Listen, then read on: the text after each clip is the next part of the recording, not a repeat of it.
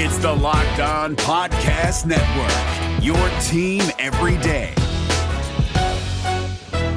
Now it's time to play President of Basketball Operations Brad Stevens, bring Chris Forsberg from NBC Sports Boston back in. Hold on, can BetOnline AG get me some odds on Rob for all defense next year? Sure. Yeah, I'll put a call in. Ask him for a friend. Yeah, we'll see what we can get on there. I'm sure after the season's over, we get some. I bet you can actually get some pretty good odds on that. You think you're feeling pretty good about that, huh? Did you see the way the Nets were like deterred from going to the basket whenever Rob Williams is in there? It's not only just the blocking shots 100%. Thing. Yeah. So I will say I'm so upset that they didn't have Jalen and they didn't have Rob in that series.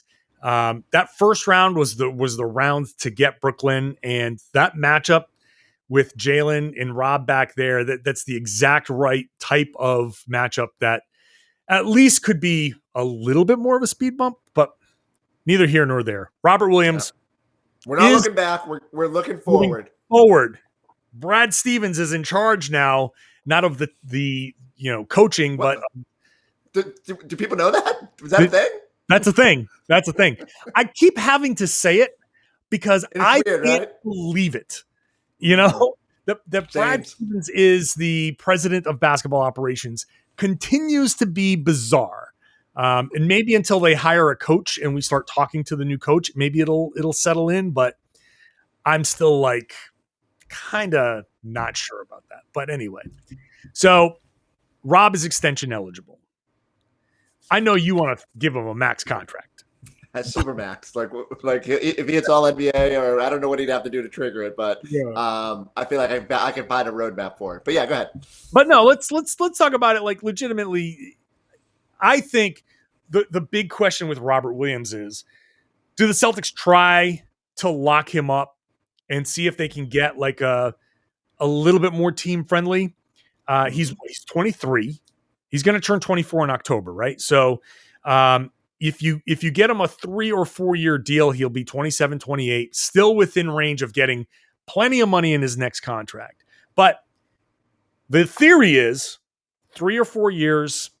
I don't know what number are you looking at? Are you looking at 10 million a year? Is 3 years 30 or 4 years 40?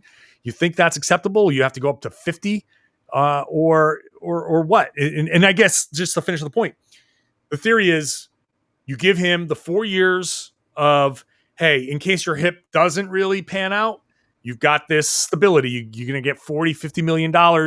No problem. Bank that. You're still set for life. But if your hip is good and you outperform that, then, you come out at 28 years old and be like, pay me, back up that Brinks truck. What's a good contract, do you think, for you? There is a sweet spot. I don't know what it is. I think maybe we have to let the market dictate it based on what people get paid this off season, and maybe use that as leverage. Okay, so player X, who is a starting center in this league, just got $460. Let's use that as a baseline. Is that a deal that would get it done with Rob? And I know people will sit there and cringe and say, "Oh my God, you're going to pay this guy $15 million a year when he can't stay on the floor." But I think you have to balance it with, if he does stay on the floor this year, if he does play 65, 75 games and he's good, that number gets crazy in a hurry. Like, there are always going to be teams that are willing to pay, especially for that position, and players that are unique. There's just not a lot of Robert Williams in the league when he plays to his potential. So, as much as it might be a tough moment, like for the Celtics to say, okay, we already have luxury tax concerns. Okay, this deal wouldn't kick in until next season, but you're still in a position where the money's going up, and maybe it hinges on what you're going to do with Kemba Walker. Maybe it hinges on if you're bringing back Evan Fournier. Maybe it just it all comes down to the path for Brad. Like how is he building this thing out? And if there's a room where you just want to lock up your key pieces, and Rob is part of that group in his mind, then I do think you can find a sweet spot. Actually, I swear to God, I don't like to shamelessly plug, but I had Bobby Marks from ESPN on the podcast today, and he brought up a point that I had not considered to this point. And it's that there's a new influx of TV money coming within the next couple of years. And the cap, which is obviously stagnant right now coming out of the pandemic and just really hasn't, it's going to explode at some point. And we go through this every couple of years where Marcus Smart signs for $458 or whatever that deal was. We go, it's a lot of money for Marcus Smart. And then we get here in year 4 and we're like, holy shit, Marcus Smart is making $14 million a year. What a deal. And like, he's their best tradable asset. And so there's a world where maybe it's an overspend now to keep Robert Williams, but like long term, it could be pennies on the dollar based on what percentage of the cap it accounts for. And you're already got Jaylen Brown on a sweetheart of a deal. If Jason Tatum doesn't make all NBA, all of a sudden that's a little bit more digestible. So now if you can get Rob, like as much as we're sitting here saying, how are they going to skirt, all these luxury tax issues they've got right now with this roster, there is a world where it gets a little easier moving forward, especially as Kemba comes off the book. So for me, like, and again, I'm biased, like I'm prefacing everything in this conversation, I'm probably more likely to splurge to get that asset at what I think is, might not seem like a great number right now, but I think will be down the road, because if all of a sudden he has a good year and you're north of Clint Capella money, then it gets really tough to build this thing up. Yeah. That TV deal has been in the back of my mind since I first heard about it. The first year of that TV deal is the year where Tatum can opt out.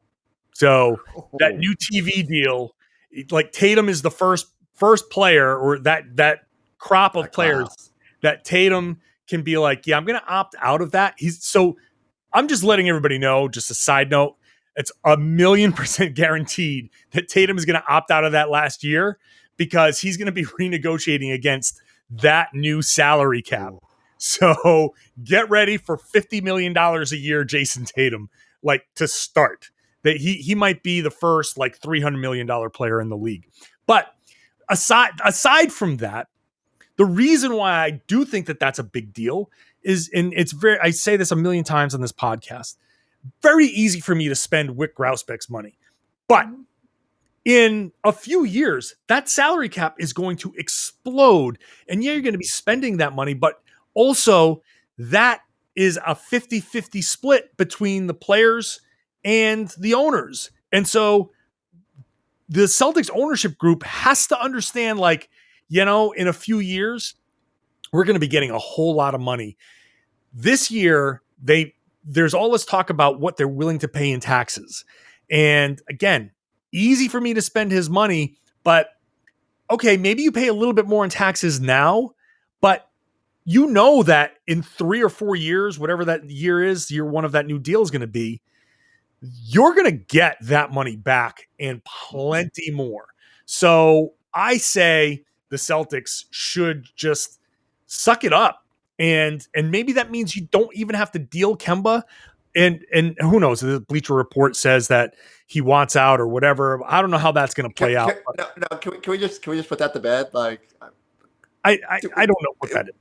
It's over-caffeinated speculation where people are trying to connect dots, and it's like, the Celtics have a Kemba problem. There's no one doubts that, but is that the point where they need a divorce? Like, come on. Like, no. And the Celtics would be foolish to move Kemba Walker in a situation where they'd have to pay either draft capital or take on a really onerous contract. Like, their best bet is to be patient with Kemba, and it makes me want to scream and yell at my TV when now I've had to deal with 2 days of could they trade him to the Knicks? And I'm like, what Knicks trade do we have that makes any sense? So like I can understand some of the deals that are thrown out there. I've thrown out a couple myself that don't return exactly the right return for Kemba, but could still get a useful player and blah blah blah and save him money. But point is, you already have Kemba Walker. He's still good. Like, he's still good. People do not want to admit that he's still good.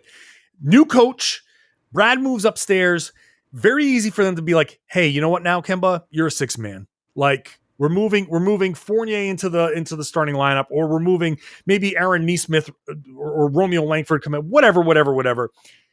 If you can keep Kemba and bring back Fournier and extend Robert Williams, which would not even take effect into next year, would take effect the year after, then just go for it. Just go for it. It doesn't affect you. It's not like by bringing Kemba back, you can't sign a free agent. Like, you can't sign a free agent anyway. It has no impact on who you can bring in and who you don't bring in. You still have that $11 million traded player exception that you can trade for somebody to bring them in. Why not just go for the depth and just go for it? And if Tatum comes back as an MVP candidate and Jaylen Brown comes back as an all-star starter level, then you're good. But anyway. The other thing is go for it. And if you're not in the mix, then trade deadline's there. You can figure it out. Like, that's not a decision that has to be made right now. Right. So, like, I know patience is tough for all of us involved. Like, I understand the fan base gets rowdy, but like, I just think sometimes you have to understand the way this works. And, it's not as easy as let's just go trade them for someone else's damaged goods. Right. So just to wrap up the Robert Williams things, I think that extending him. What's your number? What's your number you're comfortable with? If you were Robert, if we want to go long term and say 4 years, and we could even make the fourth year like a player option. Bad business, but yeah. No, bad business, sure, but like, I'm a terrible GM. So I admit that I'm a terrible GM, but okay. So let's take the player option out. If you want 4 years, we'll give you, I don't know, what's that? 40. I can go up to 50 for 4 years. I think that's a good number. If you want to go 3, maybe you can bump it up a little bit and say 3 for, what is that? 40, 45 or 40, whatever that, somewhere in that range. 15. Okay. Somewhere in that range. Like, I think I can go as high as 15, but 15 is, if I'm Brad Stevens, 15 is I'm not 100% sure about your hip, but I feel good about your hip. Just work on this. And I feel comfortable that you're going to get through the season, knowing that maybe we'll have to sit you from time to time. If it's lower than that, if it's like 10 or 12, it'd be like, look, I'm not 100% sold on your hip. I think we're going to have to sit you for a while. I think it's going to be a problem. We'll give you the 10 because we know that when you're in there, if we can manage it, you're really good and we need you. So take the 40 plus 45 for 4 years, get your $45 million guaranteed, bank that, know that you're going to have that for the rest of your life. You'll live a very comfortable life with that amount of money. And then if things go better for you than you think, then in 4 years, you're going to be 28 years old, break the bank, get your $20 million a year and have fun with that money, but that's in that range is about where I think I'd settle. The question is, do we think Robert Williams would go for it? Yeah, I don't know. Like I thought, my instinct was to say his agent, Kevin Bradbury, would be like, nah, like we'll just ride this thing out because you could probably get the low end money. Like that, you're talking about at $10 million, you're talking about mid-level money. And there's going to be an ample amount of teams or like non-taxpayer teams that can pay that. So maybe it then becomes like, where are you willing to give a little bit? So you brought up the player option, which I hate because invariably they put you in tough spots and it's bad business to have them. And our friend Danger Card Heads explodes every time the Celtics do one because it invariably has come back to bite them. But, yes.